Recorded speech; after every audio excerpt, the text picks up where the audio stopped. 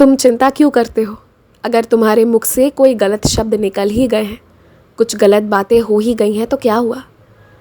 अगर तुमसे गलती से कुछ हो गया है तो क्या मैं माफ़ नहीं करूँगा? मैं इस बात का विशेष ध्यान रखता हूँ कि तुम जो प्रार्थना कर रहे हो ना, वो तुम्हारे लिए सही है या नहीं। और इसलिए तुम्हें भी सबूरी रखने कहता हूँ, ताकि आने वाले वक्त में तुम भी समझ जाओ जो तुम मांग रहे हो वो सचमुच तुम्हें चाहिए या नहीं। इसलिए जो मुख से निकल गया है उसके लिए निश्चिंत रहो। सच वही होकर आएगा जो तुम्हारे लिए बेहतर होगा। तुमने मेरे इशारे तो अब तक पढ़ लिए हैं ना, अब तो समझ गए हो ना तुम कि तुम्हें करना क्या है। तुम्हें सिर्फ और सिर्फ मेरी पूजा करने के लिए मेरी लीलाओं का श्रवण करना है। उससे ज़्यादा कुछ करने की ज़रूरत नहीं है, कोई उपवास रखने की भी ज़रूरत नहीं है।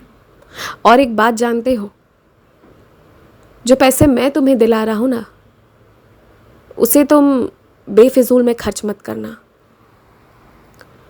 मैं जानता हूँ तुम सबकी सेवा करना चाहते हो, सब कुछ करना चाहते हो, लेकिन ये वो सही वक्त नहीं है, इसलिए उसे हिफाजत से बचा कर रखना।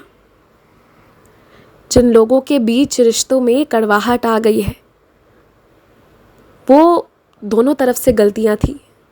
किसी ने एक दूसरे को समझने की कोशिश नहीं की, वहाँ अविश्वास आ गया था, वहाँ संदेह आ गया था, और इसलिए आज कड़वाहट है और कल ये भी सुधर जाएगा। बस थोड़ा सा वक्त दो, तुम इन दोनों के बीच का वो माध्यम बनो जहाँ से तुम प्यार और आशीर्वाद बरसा सको। कोई किसी के बारे में यदि गलत सोचे तो तुम तुरंत ही अच्छा सोच में उसे परिवर्तित कर दो। तुम्हारा काम सिर्फ इतना है और ये मैं आदेश करता हूँ, इसका ध्यान रखना। खुश रहो।